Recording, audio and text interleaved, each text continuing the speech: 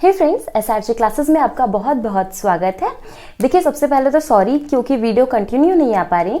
ये बोर्ड पे कुछ रिफ्लेक्शन आ रहा है, इसकी वजह से थोड़ी परेशानी चल रही है। कुछ दिनों में शायद आपको न्यू बोर्ड देखने के लिए मिले। चलिए, तो आज का हमारा विषय शुरू करते हैं। इससे पहले हम हिस्ट्री की वीडियो में दो वंशों को एक साथ पढ़ चुके थे। एक साइड पे हमने पढ़ा था पल्लव वंश, वहीं दूसरी तरफ में हमने पढ़ा था चालुक्य वंश। जहां बात हमने पल्लव वंश की थी और दूसरा चालुक्य वंश। पल्लव वंश का अंतिम शासक कौन सा था? तो पल्लव वंश का जो अंतिम शासक था वो था अपराजित। और अपराजित को किसने हराया? तो आदित्य प्रथम के द्वारा अपराजित को हराया गया। और वही चालुक्य वंश के अंतिम शासक कीर्तिवर्मन द्वितीय को राष्ट्रकूट वंश के संस्थापक दंती दुर्ग के द्वारा हराया गया। तो अब हमें फिर से दो वंश सामने देखने को मिलते हैं। एक है हमारा चोल वंश जो कि दोबारा से आता है, वहीं दूसरा जो वंश है हमारा चालुक्य वंश के बाद जो आता है वो है राष्ट्रकूट वंश। तो हम फिर से वही काम करेंगे, एक साइड में हम लेके चलेंगे चोल वंश को और दूसरे साइड में हम रखेंगे राष्ट्रकूट वंश को। ये चोल वंश दूसरी बार का चोल वंश है। मतलब एक बार चोल वंश आया, उसके बाद पल्लवों ने आक्रमण किया, पल्लव जीते और पल्लवों ने शासन किया। उसके बाद चोल वंश को जो उन्होंने सामंत बना के रखा था, वही सामंतों के द्वारा दोबारा से पल्लवों पर आक्रमण किया गया और उसके बाद दोबारा से जो चोल आए वो सेकंड चोल कहलाए। जब हम चोल वंश की बात करते हैं तो सिचुएशन क्या हुई है हमें ये समझना ज्यादा जरूरी हो जाता है। देखिए, सबसे पहले क्या हुआ है, सबसे पहले एक वंश था जो कि था चोल वंश। ठीक, चोल वंश था। चोल वंश शासन कर रहा था तो चोल वंश पर आक्रमण किया गया पल्लव के द्वारा। पल्लव ने आक्रमण किया, तो पल्लवों ने जब आक्रमण किया तो उनको चोल को पूरे चोलों को खत्म करना चाहिए था, उनका अस्तित्व नहीं छोड़ना था। लेकिन इसने यहाँ पर इनका अस्तित्व छोड़ा और अपना सामंत बना के रखा चोलों को। दोबारा उन्होंने पल्लव वंश के स्थान पर शासन किया। वहीं जब चालुक्य वंश की बात करते हैं हम, तो चालुक्य वंश का बहुत ही प्रतापी वंश रहा है। यहाँ पर बहुत ही प्रतापी राजा जैसे कि पुलकेशिन द्वितीय रहे हैं।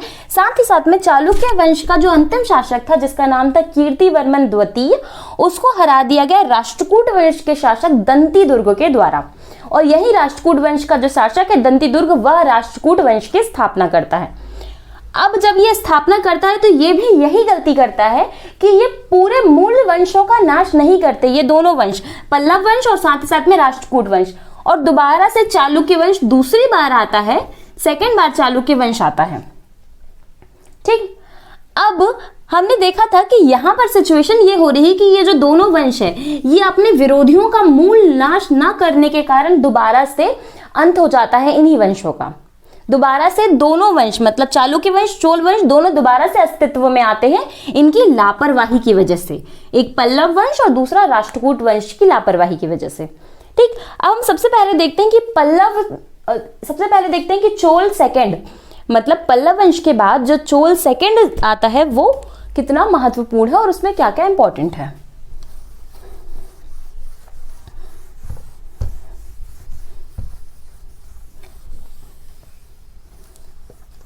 देखिए, पहले चोल वंश के बाद जो दूसरा चोल वंश आता है उसके जो संस्थापक हैं, क्योंकि चोल वंश के सेकंड वाली शाखा के संस्थापक आदित्य फर्स्ट, राजधानी ये अपनी तंजौर को बनाते हैं और इनकी नौसेना बहुत ज्यादा विकसित थी। नौसेना का अर्थ क्या होता है? नौसेना का मतलब जो समुद्र में काम करती है ना, वो वाली सेना। तो नौसेना जो थी वो बहुत अच्छा काम करती थी यहाँ पर, क्योंकि ये दक्षिण भारत का एरिया है और यहाँ पर इनको शासन करना है चोलों को, और यहाँ पे नीचे राष्ट्रकूट को और पल्लवों को। तो इस भाग में शासन करने के लिए इनकी नौसेना का अच्छा होना जरूरी है। साथ ही साथ में यहाँ पर जो हमारा छोटा सा द्वीप है जो है श्रीलंका, तो पता नहीं इनको क्या दुश्मनी थी श्रीलंका से, तो ये सारे के सारे मतलब पूरा का पूरा चोल वंश हाथ धो के श्रीलंका के पीछे पड़ गया। कैसे वो समझते हैं हम। देखिए, सबसे पहले जो पहला शासक होता है वो है आदित्य प्रथम, जो कि अपनी राजधानी बनाता है तंजौर को और इनकी नौसेना बहुत ही ज्यादा अच्छी होती थी। दूसरे शासक की बात करते हैं जो है परांतक फर्स्ट। देखिए, परांतक जो फर्स्ट है वो कहा जाता है कि इस वंश का काफी ज्यादा प्रसिद्ध शासक रहा है। इसकी लड़ाई होती है यहाँ पर राष्ट्रकूट वंश के शासक कृष्ण तृतीय के साथ में।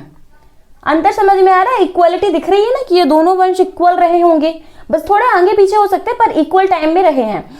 तो इसकी लड़ाई किससे हुई? परांतक फर्स्ट की लड़ाई हो गई यहाँ पर राष्ट्रकूट वंश के शासक कृष्ण तृतीय से, और इस लड़ाई में ये जो है राष्ट्रकूट वंश से हार जाता है। और इस युद्ध को क्या कहा जाता है? तो इसको कहा जाता है तक्कोलम का युद्ध। तक्कोलम का युद्ध किस युद्ध को कहा जाता है? तो कृष्ण तृतीय और परांतक फर्स्ट के बीच में जो युद्ध हुआ वही तक्कोलम का युद्ध कहलाता है, जिसे राष्ट्रकूट वंश के शासक कृष्ण तृतीय के द्वारा जीत लिया गया। वही बात करते हैं कि परांतक फर्स्ट और क्या क्या चीजें इसने महत्वपूर्ण की।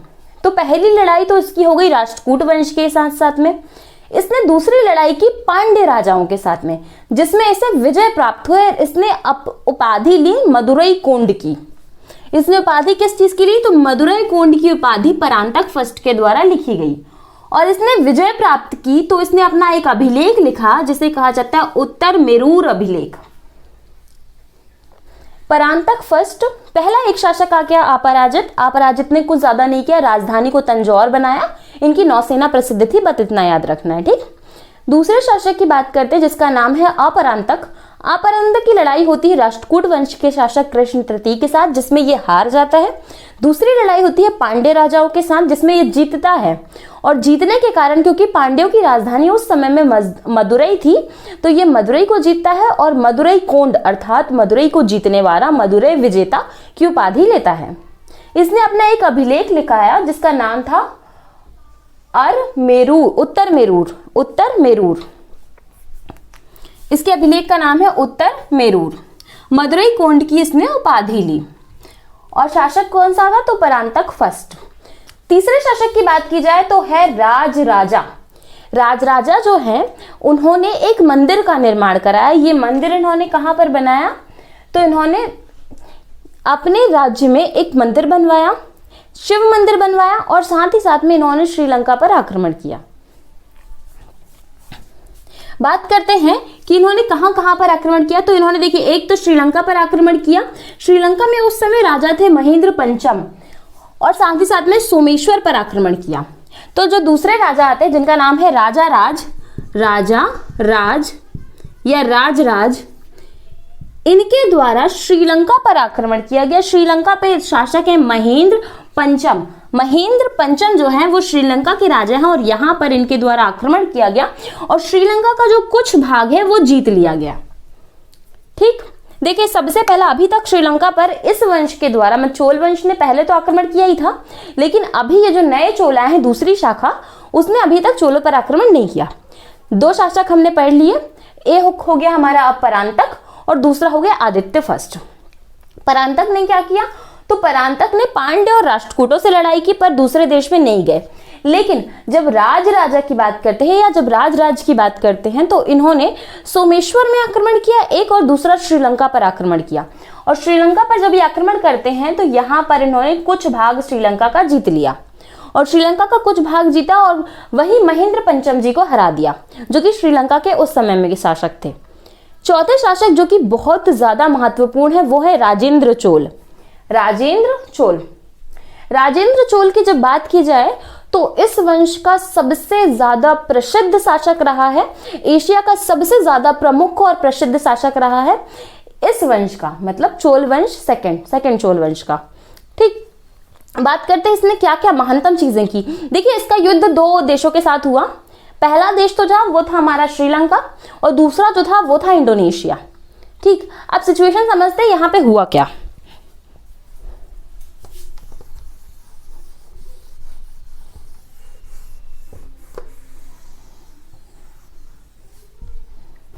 देखिए सबसे पहले हमारा जो दक्षिण भारत का क्षेत्र है, मतलब ये इस क्षेत्र में जो हमारा छोटा सा पड़ोसी देश है जो है श्रीलंका, तो जो राजेंद्र चोल है, राजेंद्र चोल के द्वारा सबसे पहले श्रीलंका पर अतिक्रमण किया गया और आक्रमण करने के बाद ये जो यहाँ के राजा थे जिनका नाम था महेंद्र पंचम, महेंद्र 5, इनको उठा के ये अपने राज्य में ले आते हैं। कहां पर? तंजौर में।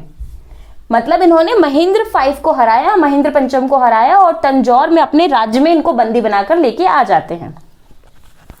वहीं अब पहला केस तो ये होगा कि पहला युद्ध इन्होंने कहां किया? तो इन्होंने श्रीलंका में पहला युद्ध किया जिसमें महेंद्र प्रथम को इन्होंने बंदी बनाया और श्रीलंका को पूरा विजित कर लिया और अपनी राज्य तंजौर में इन्होंने बंदी बनाकर इसको लेके आ गए। दूसरे युद्ध की बात करते हैं तो दूसरा युद्ध हुआ था इनका यहां पर बंगाल में, बंगाल के पाल शासकों के साथ में। बंगाल के पाल शासकों के साथ में क्या हुआ, देखिए दक्षिण भारत में गंगा जल का बहुत ज्यादा महत्व है, तो इनका यह मानना था किसका, राजेंद्र चोल का, कि जिसके पास गंगा जल होता है वो बहुत ही पवित्र माना जाता है। तो ये गंगा जल प्राप्त करना चाहते थे, तो इन्हें यह स्वीकार नहीं था कि जाके ये मांग के गंगा जल लाएं।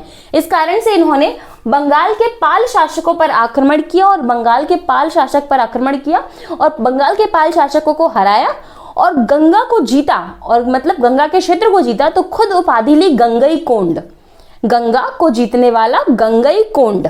ठीक, तो गंगई कोंड उपाधि किसने ली, तो राजेंद्र प्रथम के द्वारा, राजेंद्र चोल के द्वारा जो है गंगई कोंड की उपाधि ली गई। साथ ही साथ में ये इतने ज्यादा महान और पागल भी बोल सकते हैं, भाई एक ठो बॉटल गंगा जल के लिए पूरे राज्य को तहस नहस करने की क्या जरूरत थी। लेकिन इनकी बुद्धि अब कैसी रही होगी पता नहीं, इन्होंने सिर्फ थोड़े से गंगा जल के लिए पूरे के पूरे बंगाल के पाल शासकों को हराया, वहां पर इतना युद्ध किया, इतनी मारकाट मचाई और गए और जाके बोले अरे हटो हटो हटो, अरे नहीं नहीं हमको कुछ नहीं चाहिए, राज्य वाज्य नहीं चाहिए तुम्हारा, भैया तुम यहाँ पे शासन करो, हमको तो बस एक बोतल गंगा जल चाहिए। गंगा जल उठाए और गंगा जल रखे इतना सारा, है ना, एक बोतल गंगा जल रखे और अपने सेनापति को पकड़ाए कि चलो अब राज्य चले अपने वापस, और वापस आए और तंजौर के बगल में एक नया नगर बनाया, और तंजौर के बगल में जिस नगर को बनाया उस नगर का नाम इन्होंने रखा गंगई कोंड चोलपुरम। गंगई कोंड इन्होंने उपाधि ले ली, चोल ये शासक रहे और पुरम मतलब स्थान, मतलब इन्होंने उपाधि ली गंगई कोंड, उपाधि कह रहे सॉरी, इन्होंने अपना नगर बसाया गंगई कोंड चोलपुरम और उपाधि ली गंगई कोंड के नाम से। ठीक, देखते हैं अब इनके साथ साथ में इन्होंने क्या किया, इनका दिमाग देखिए आप। पहले तो गंगा को जीत के आ गए और गंगा को जीत के आए तो गंगई कोंड की उपाधि ले ली। उसके बाद तंजौर के बाजू में एक नया नगर भी बसा दिया अपने ही नाम से कि गंगई कोंड चोलपुरम कहलाएगा ये आज से। लेकिन अभी भी शांति नहीं मिली, वहां पे इन्होंने एक तालाब खुदवाया, और जिस तालाब में जैसे कि हम किसी बड़े जगह पे, जैसे कि आप सोचिए बहुत सारा पानी रखा और उस पानी में आपने थोड़ा सा इंक मिला दिया, आप इतना सा भी इंक मिलाएंगे तो भी वो हल्का हल्का ब्लू कलर दिखाई देगा। वैसे ही इन्होंने क्या किया, बड़ा सा तालाब खुदवाया और जो एक बोतल पानी लेके आए थे सेनापति से, वो पूरा एक बोतल पानी गंगा जी का इसमें डाल दिया।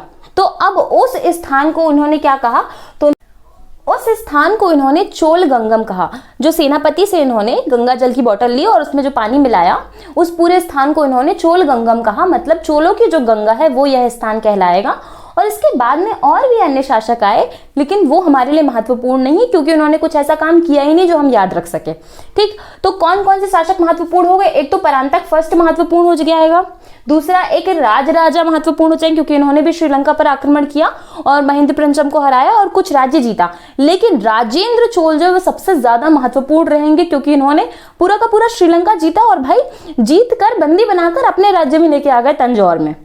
और एक युद्ध किया इन्होंने अपना बंगाल के पाल शासकों के साथ में। और दूसरे युद्ध की बात जो कि बहुत इंटरेस्टिंग कहानी है, देखो क्या होता है, भारत को जो हमारा क्षेत्र है, तो आप सभी को पता होगा कि भारत के क्षेत्र के इस तरफ में यहाँ पर कुछ इंडोनेशिया भी है, इंडोनेशिया का क्षेत्र पड़ता है। तो जब इंडोनेशिया का क्षेत्र इस साइड पड़ता है और यहाँ पड़ता है चाइना, है ना, तो क्या हुआ, ये जो इंडोनेशिया वाले हैं ये गए चाइना बैठने के लिए, है ना, जैसे कि अपने यहाँ मम्मी लोग आस पड़ोस में जाती है ना बुराई करने एक दूसरे की, तो सेम एज इट इज ये गए इंडोनेशिया वाले चाइना में बैठे और जाकर ये यहाँ पर राजेंद्र चोल की कर रहे थे बुराई।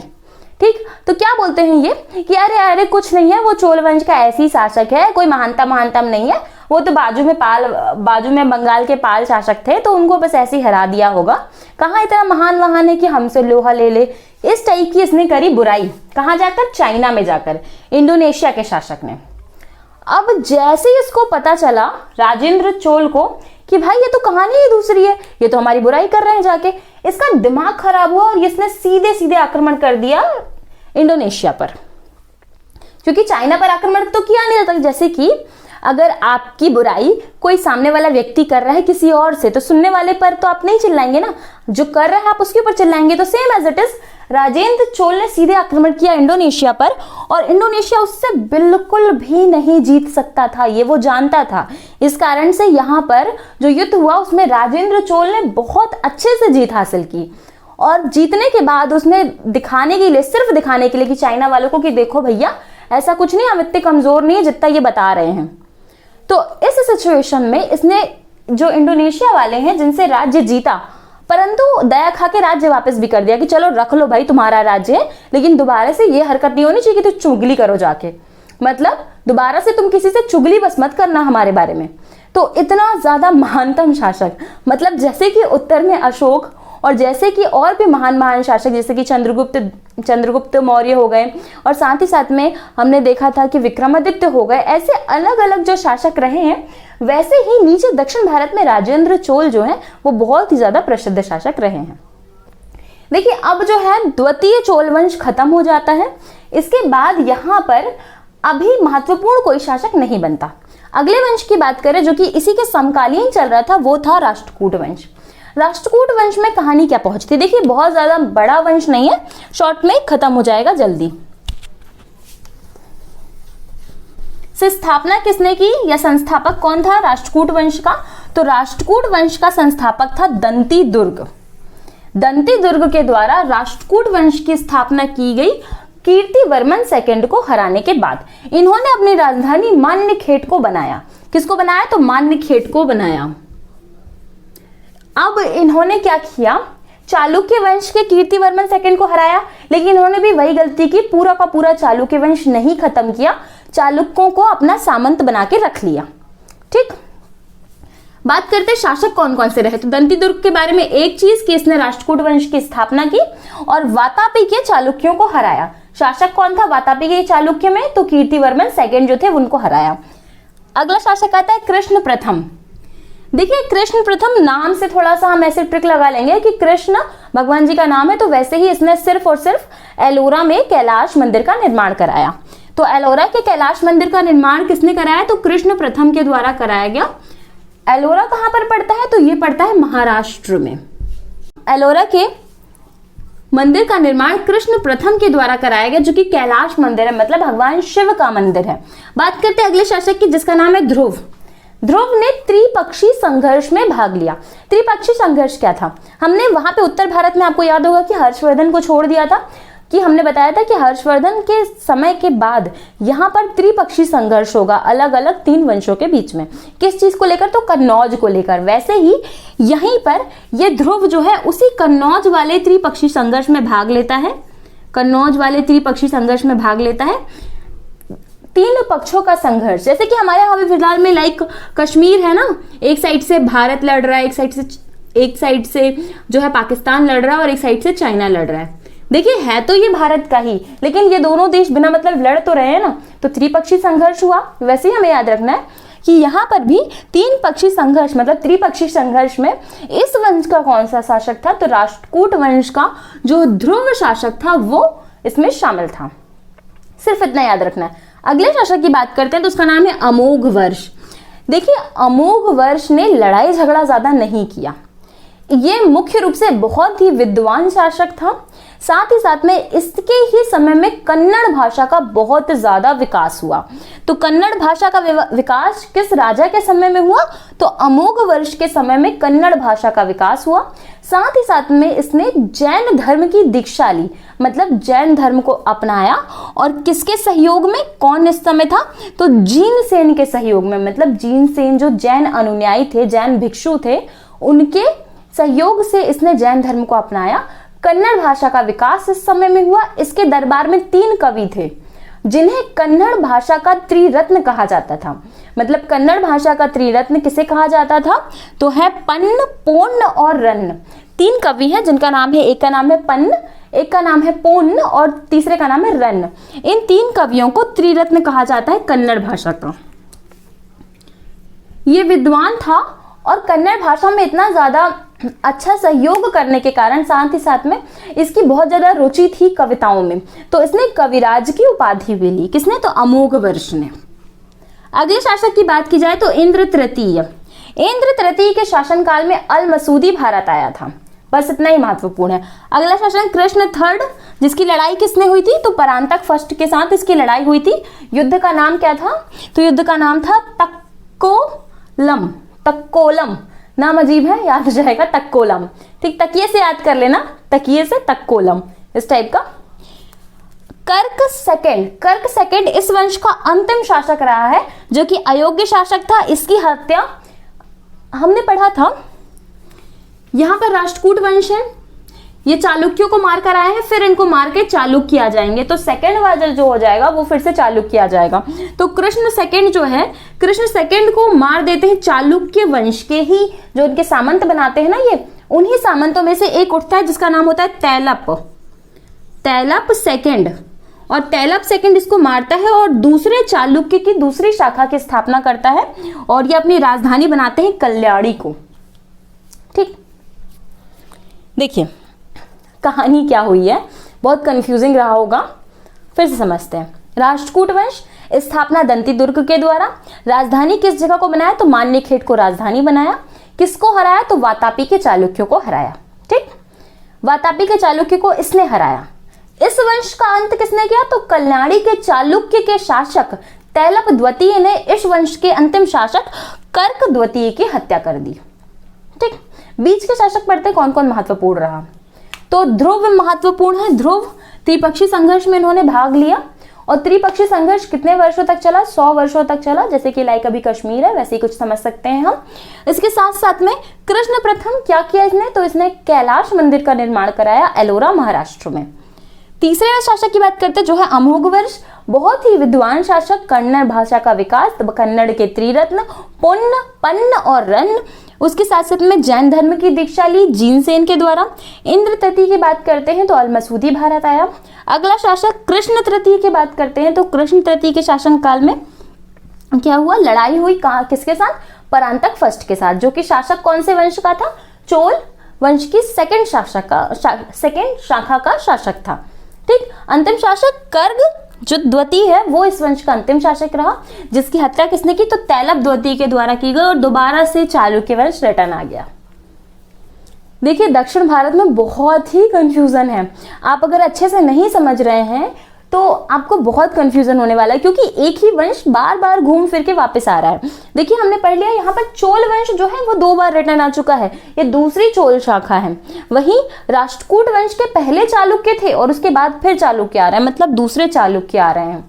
ठीक, तो यहाँ तक की वीडियो अब यहाँ पे हम एंड करते हैं। आई होप कि आपको ये सारी चीजें समझ में आई होंगी। अगर कुछ नहीं समझ में आया तो आप बिल्कुल कमेंट करके पूछ सकते हैं। Okay, thank you so much, मिलते हैं नेक्स्ट वीडियो में।